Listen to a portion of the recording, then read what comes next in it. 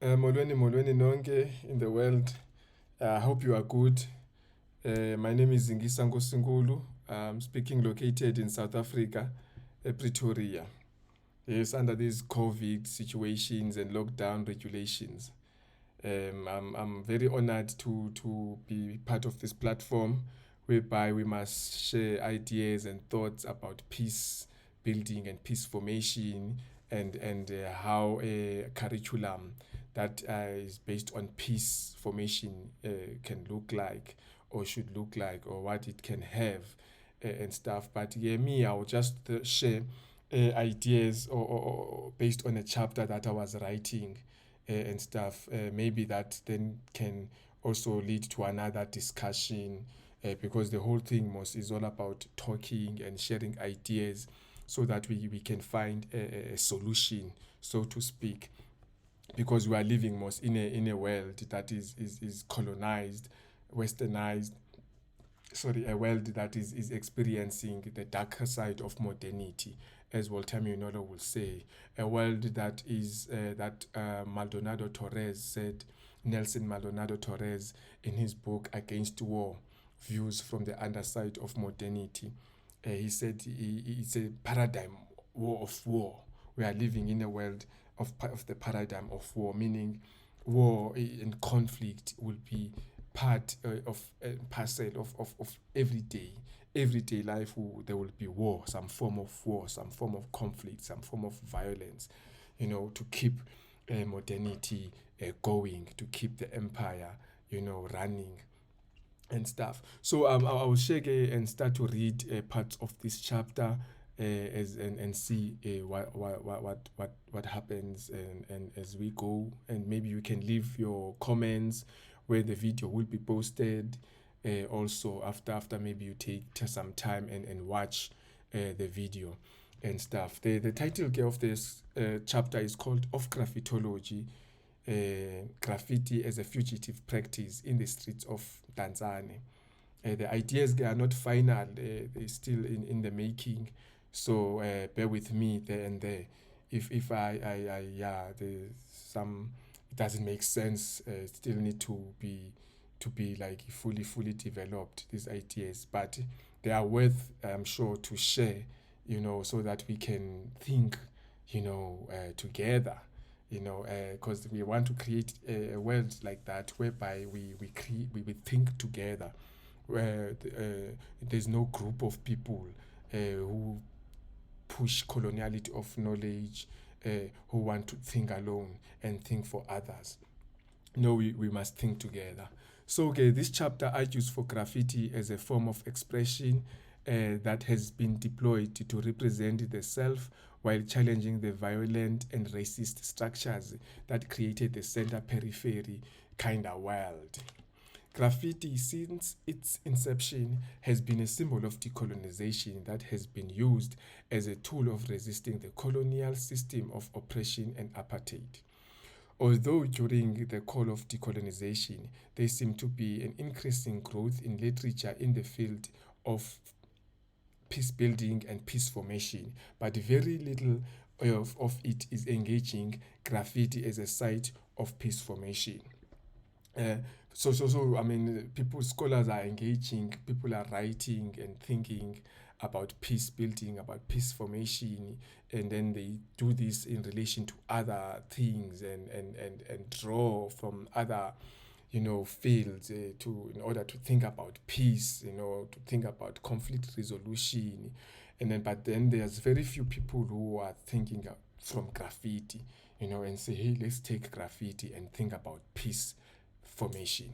It's very few. So this chapter is leading towards that direction.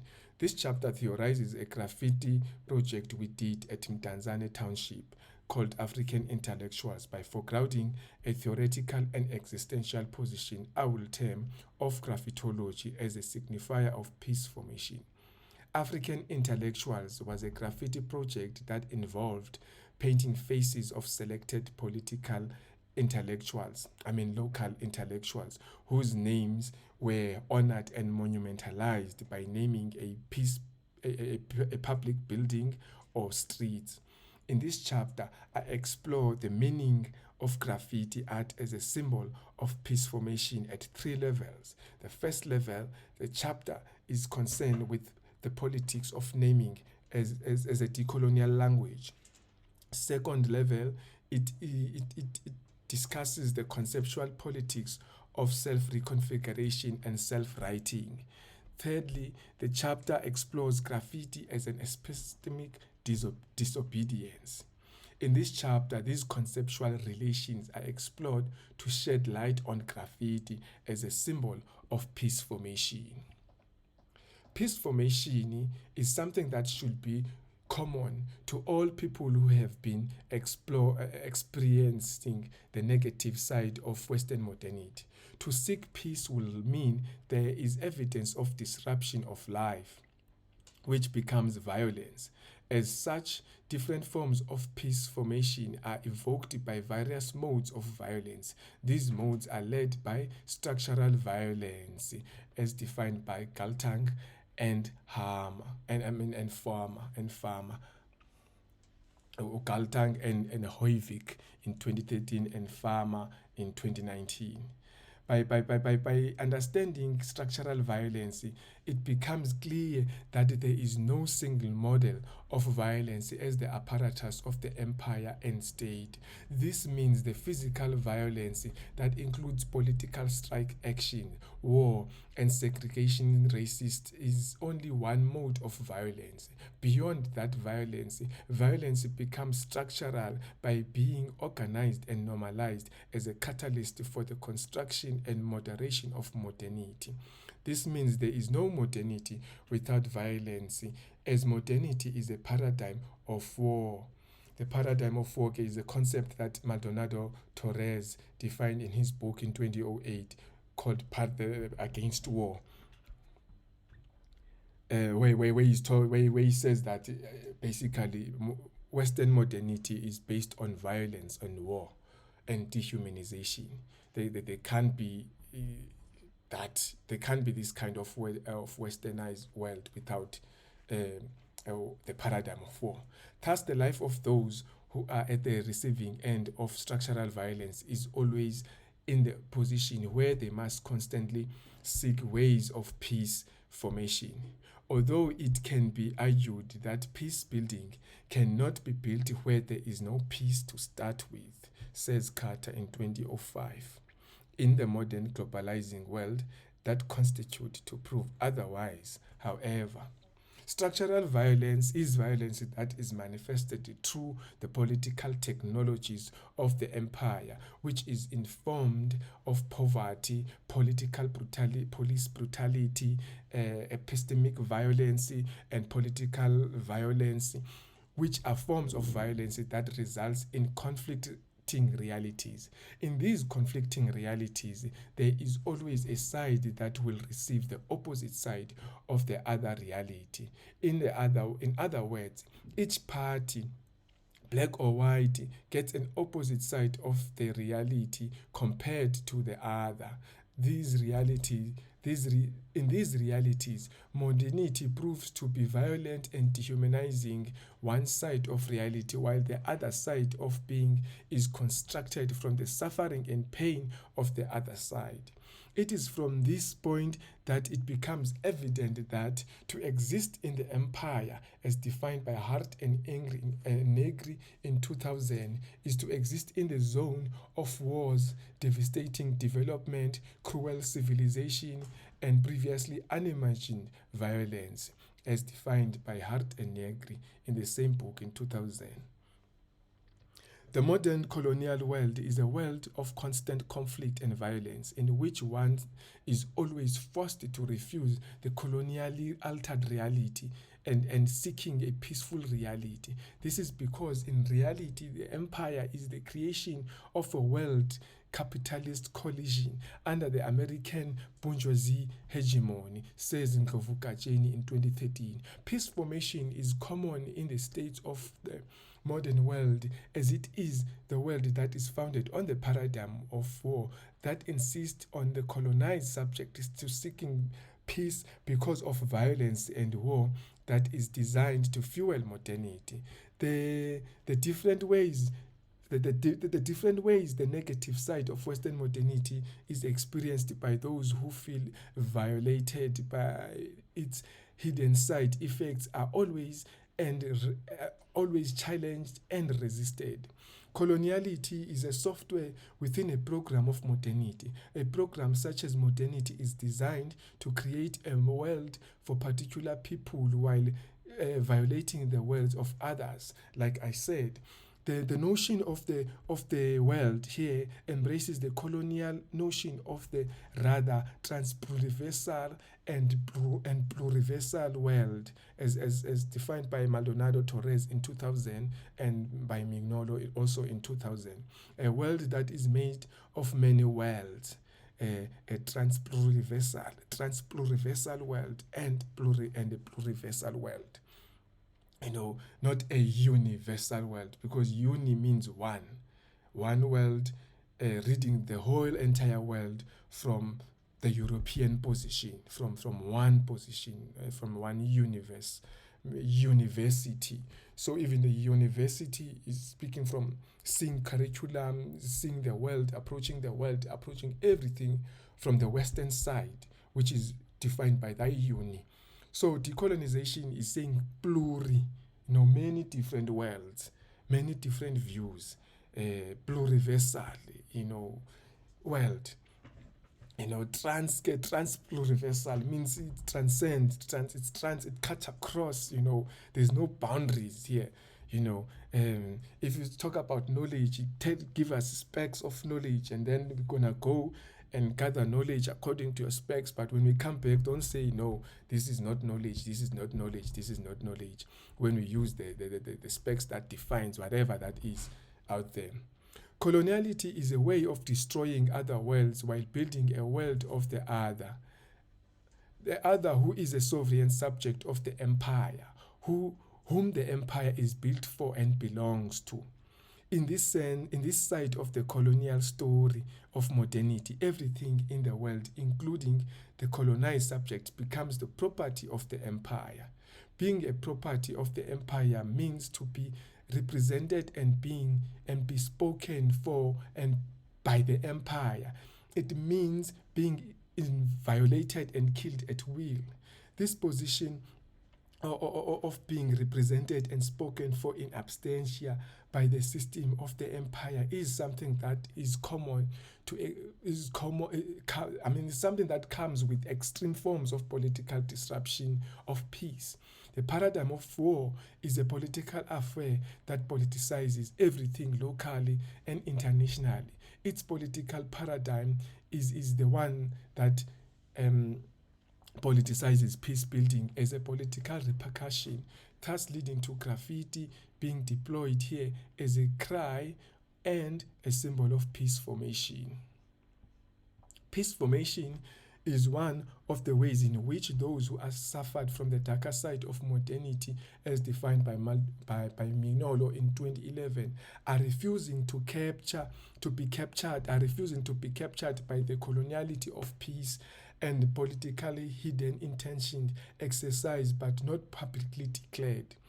In this chapter, graffiti will be deployed to paint a picture that suggests peace formation cannot be reduced to political capture or peace that is reached after the war or conflict. Rather, peace is extended to mean different forms of peace, namely peace of mind, peace of ontology, peace of knowledge, peace of being who you want to be, economic peace, and political peace. However, this chapter is mostly invested in a different form of a peace formation, a formation of what I will term ontological peace. Ontological peace is a peace of being. It is peace of being able to resist the paradigm of war that made us realize under the veil of modernity that there is a problem with modernity. Maldonado Torres in 2008 reveals to us that the idea that the paradigm of war is deeply connected with the production of race and colonialism. and colonialism, as well as by the perpetuation, expansion, and transformation of patriarchy. In the modern world, space is mapped as battlefield principally through colonialism, race and dehumanization, ways of differentiating genders. War, in turn, is no longer solely found in extraordinary moments of conflict, but rather becomes a central feature of modern life worlds. Maldonado Torres there is basically like he's saying that war, I mean, like I said before, is part of everyday life. Is designed, is structured to be like that. So the effects of Western colonization have been challenged and engaged by scholars through different disciplines and methods. Graffiti is one of these tools that should be taken seriously as a site of thinking about peace formation. It is in this chapter in which the project of graffiti mural is explored to reconsider peace and peace formation. The chapter seeks to shed light on how peace formation can be communicated and represented through graffiti by discussing our graffiti project called African Intellectuals as a case study. This will be explored in this chapter at 4 levels. The first level, I will distill peace formation from the underside to provide a brief conceptual background on peace formation, where the violence of modernity has been experienced as a normal way of life, where violence is subliminal. At the second level, this chapter theorizes graffiti by adopting the thematic themes of fugitivity from Freud Moten and of grammatology from Jacques Derrida. These two thematics will be interwoven with other thinkers and concepts that will contribute to the argument made. The argument that is made is simple.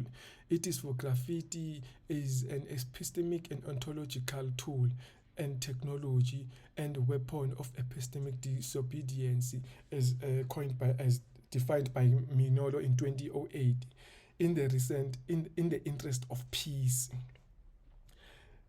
Meaning the third level engages the principles of hip hop to explore the definition of peace from the streets, because peace is the main objective of hip hop culture.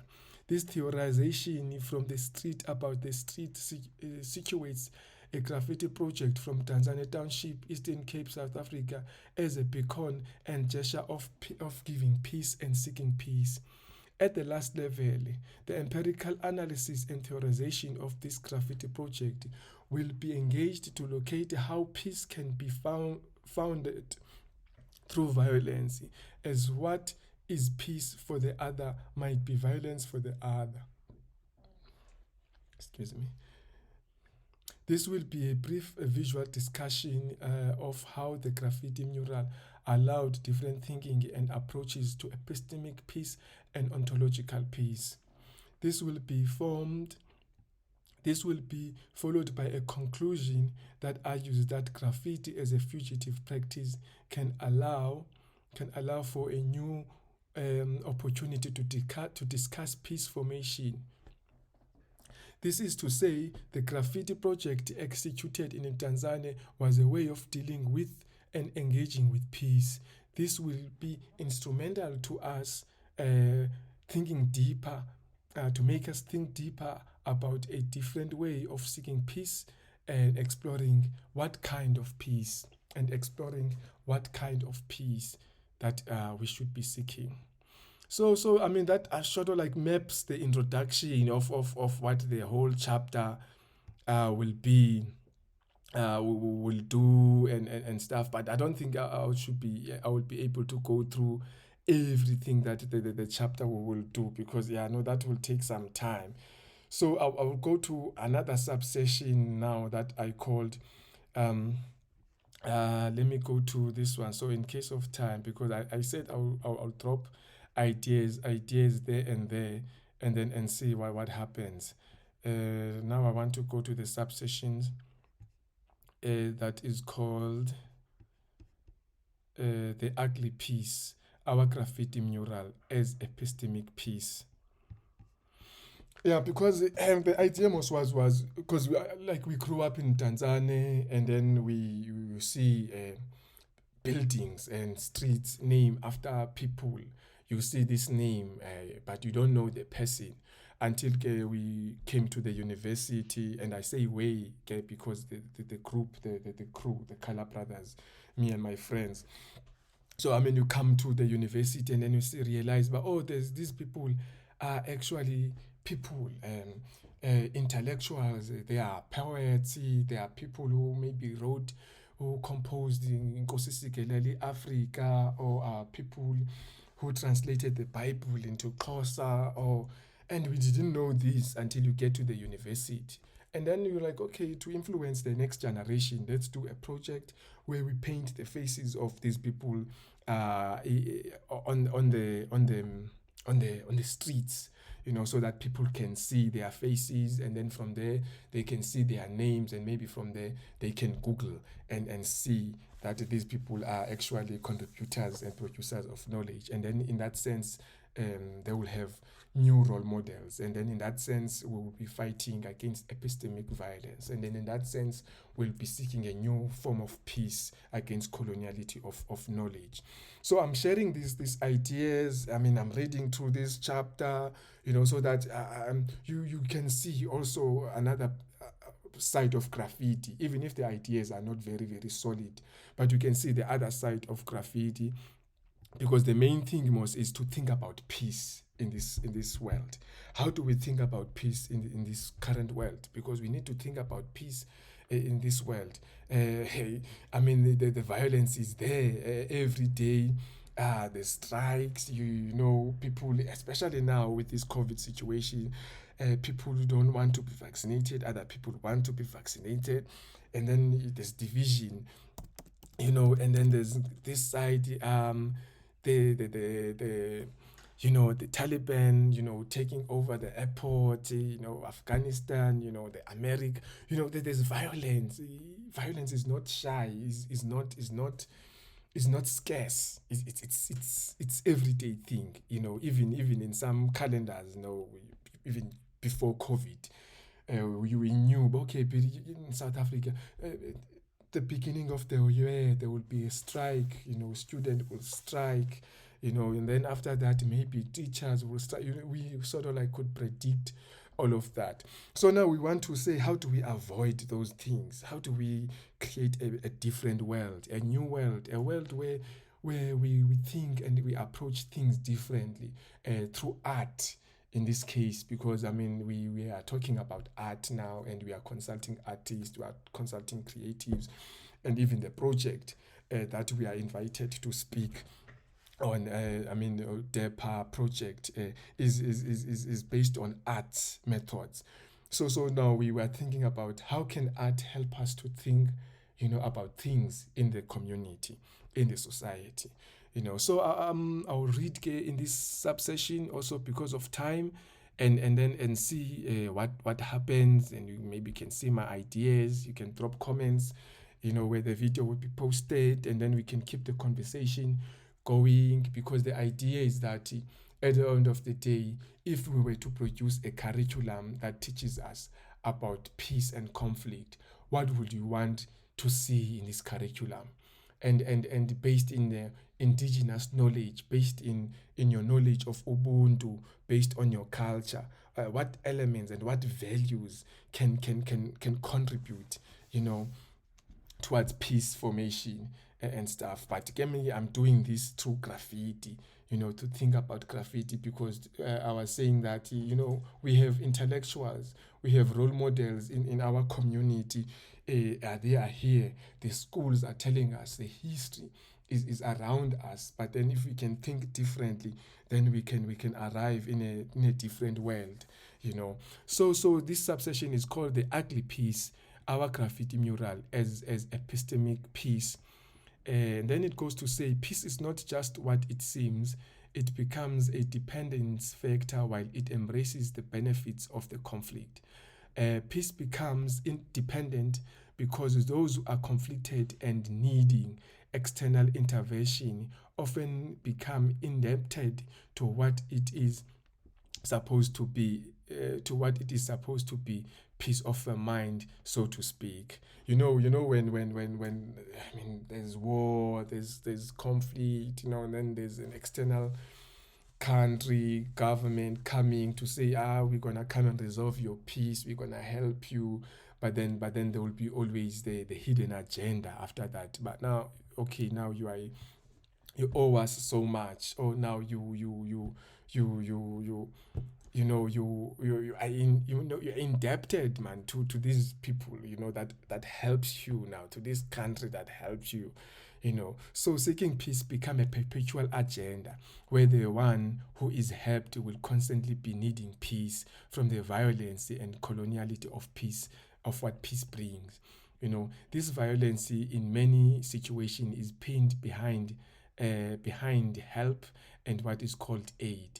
The form of peace formation or peace that graffiti offers comes from the position of the uncertain, the dubious positionality that approaches the world differently. African Intellectuals is a graffiti project we did in our township of birth, Eastern Cape, Mdantsane, inspired by the book of the same name, African Intellectuals, 19th and early 20th century, South Africa, until published in 2008 by Zingisa Nkosinkulu. And Nkosinkulu focused on closer African intellectuals that were based in Eastern Cape Province who experienced the writing against apartheid during apartheid, while recording and reminding closer people about the importance and beauty of their tradition. By challenging the apartheid and colonial ways, these intellectuals support the fact that the master's tool can deploy and dismantle the master's house, as Audre Lorde will say. In the master's tool can not dismantle the master's house. But these guys believe that it can, and they did. The book made it clear that the names that were used to name schools and some buildings in the township were actual names of the people who were considered local heroes.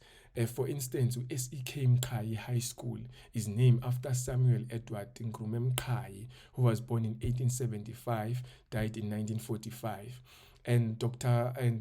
W. Khobusana Building for Eastern Cape Department of Education District Office was named after Dr. W. B. Khobusana, born 1858 and died 1938.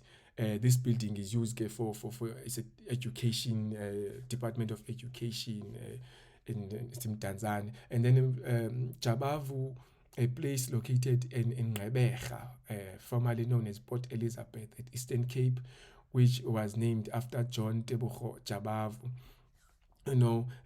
born 1859 and died 1921, are one of the few names that inspired the graffiti project. This is because these African intellectuals, even though are being monumentalized, they are still unknown. The project was funded by Eastern Cape Provincial Arts and Culture Council, shortly ECPEC, to paint graffiti murals around Eastern Cape area and Mdantsane Township, where the names of these intellectuals are borrowed, and to name the streets and buildings. The aim was to find good walls and paint a portrait of each intellectual in between two graffiti pieces on the left side and the right side. Let me continue.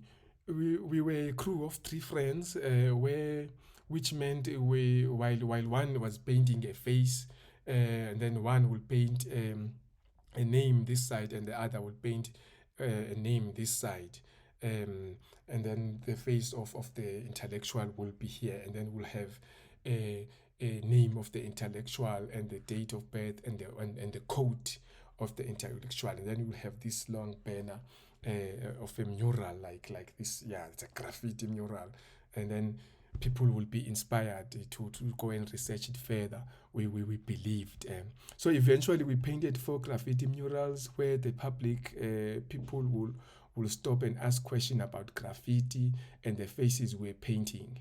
The idea was to paint these murals that will inspire the public to think about names and the people behind the names. We believe that in this way we will be fighting against epistemic, racist slash sexist um, wars, as coined by Ramon Grossvogel, the epistemic, racist slash sexist, situation we are dealing with. Because this epistemic, racist slash sexist situation is the one that says, or that created what Fanon calls the zone of being and the zone of non-being, the black and the white, the center and the periphery, those who must be invaded and those who must invade, in order to construct a world for those who can benefit and those who cannot benefit. And stuff. So these are my thoughts, JK. Too. I mean, they are new thoughts, they are fresh thoughts, they are a mess, because we are thinking from the mess, of modernity, the ruins of modernity. Modernity has created such a mess, so we don't know where to begin, we don't know where to start. So my ideas also are messy, because we're thinking from the position of the mess. But like they say, another man's waste can be another man's treasure. So maybe my mess can be someone's, way forward. So to think about these intellectuals and their contribution when it comes to peace building is imperative and constitute positive peace position. And this because by definition, positive peace implies going beyond ending violence towards greater social, gender, class, and intergroup justice. Within the positive peace framework, musical expression, whatever the context, positionality facilitate a wide range of emotionally informed integration, as defined by Galtang, yes, in 1968. Yeah. Yeah. People are working and people are thinking, scholars are thinking, coming positive peace framework, musical expression, because they're coining concepts, because we fracturing ideas, so that we produce knowledge, so that we're researching. So that's why, it's called research. It's not search or searched. It's a research and research until we find solutions. By way of their intellectual contribution, it is by no mistake to further locate these intellectuals as positive peace builders. Although it might not be obvious how these thinkers have to do with peace building, or how can peace be linked to these thinkers who are no longer alive, from the position of those who have suffered under any form of colonial violence and its manifested terror, these thinkers can and have a lot to do with peace building. This is not to say that all they have to do was peace building in their knowledge. However, they might have advocated for peace in their intellectual contribution and social action, but indirectly. Peace formation is among all other things these thinkers can invite us to reflect deeply on, thus making the project a project of peace formation and conflict resolution. These reflections reveal that conflict and conciliation dynamics put the accent of obstacles to peacemaking in civil wars and insurgencies. The end of hostilities find the adversaries and the society more divided than before violent conflict. That's Obeshar. Obeshar is saying that in 2007. that conflict and conciliation dynamics put the accent of obstacle to peacemaking in civil wars and insurgents. The end of hostilities finds the adversaries and the society more divided than before violent conflict. So you see now the problem is that it says that when help seem to come, I mean, now the vaccine situation, it's a solution, but it's going to leave us more divided, because other people are saying are not going to be vaccinated. Other people are saying, hey, they're going to be vaccinated, even if though you can see maybe the need to vaccinate or whatever the position. Just to make an example, I'm not saying I'm against vaccination or whatever, but just to make an example that when there's a sort of like dispute, conflict, and then there's sort of like resolution, and then after that there's a divide instead of a unite. That's what is the author Obeshal is telling us there. I hope I'm pronouncing this name right, in 2007. Yeah. So those who are offered means to realize peace are often left owing a huge debt, which shift things to the different or even worse situation. You see, that's what I was saying. Where the project started and ended are two different epistemic positions. This is our project now. For the artist and for the public that was witnessing and the graffiti pieces every day. This difference is what became a small moment where violence and peace became one for a moment, until an external intervention are made and peace agreements are formed and written. You see, because it's a bit confusing, but it's just saying that. So because we are in a paradigm of war, it means that war is an everyday thing. So meaning seeking peace will be a constant and everyday thing until certain agreements are made, are written and put in place. But until intervention happens, there will be that dichotomy, that wrestling between peace and violence. Like I said, my ideas are messy, but they are, at least I think they are taking us somewhere. And I'm almost there because of time. I'm almost there. So the project was painted on the public walls by 3 artists. Each mural contained 2 graffiti pieces and the face of one of the intellectual. The aim, of course, was to monumentalize these guys. Was to monumentalize these intellectuals. This always places those who I'm sorry, I'm skipping now. Monumentalized. The project was also intended to turn the street into museums, spaces where people can stop and reflect, gaining peace of mind. The role African thinkers often play in the intellectual constellation is neglected or rendered as something that is mirroring European standard and its highly praised intellectuals, which always lead to their resistance. This always places those who are outside the center at the receiving end of epistemic violence. This project places the intellectuals as decolonial peace activists.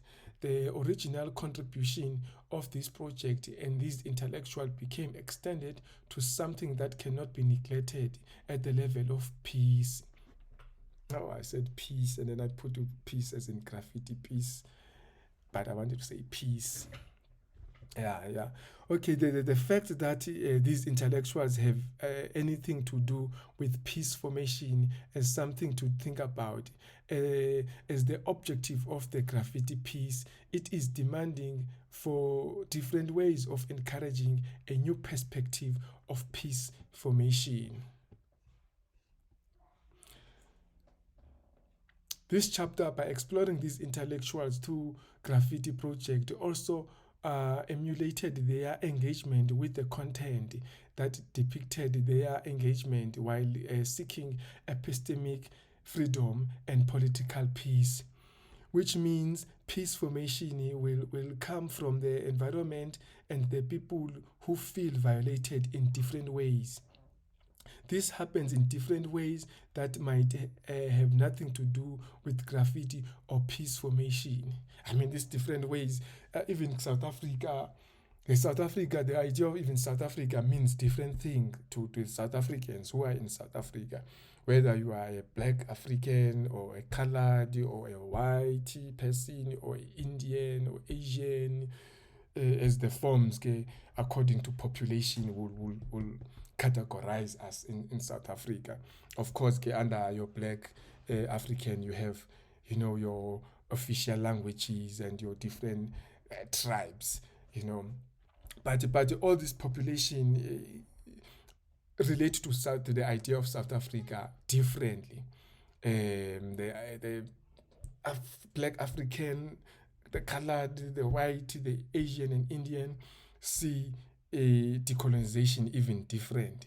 They want decolonization differently because even the meaning of colonization was affected them differently. Even the meaning of the meaning of the point of the locus of initiation is different. Even the point of arrival will be different. But hence the idea of rainbow nation, to say, there's different nations here, but then we form this one arc, this one beautiful arc, when you put us together. But then to form that arc in a peaceful way, that rainbow, because even a rainbow must come when before it rains or after it rains, or when during or something, it's there, it's there to say the rain is here, the rain is gone, the rain is here, the rain, but it becomes a peaceful moment, normally a rainbow nation. So we need to also find a peaceful moment, as we navigate. I mean, South Africa, during post-1994 first election, the slogan was peace in our land, peace in our land. And we have those two birds, two doves, the white and blue one, holding things. And then we have this sign, peace, peace, peace, peace in our land. So the idea of peace is there.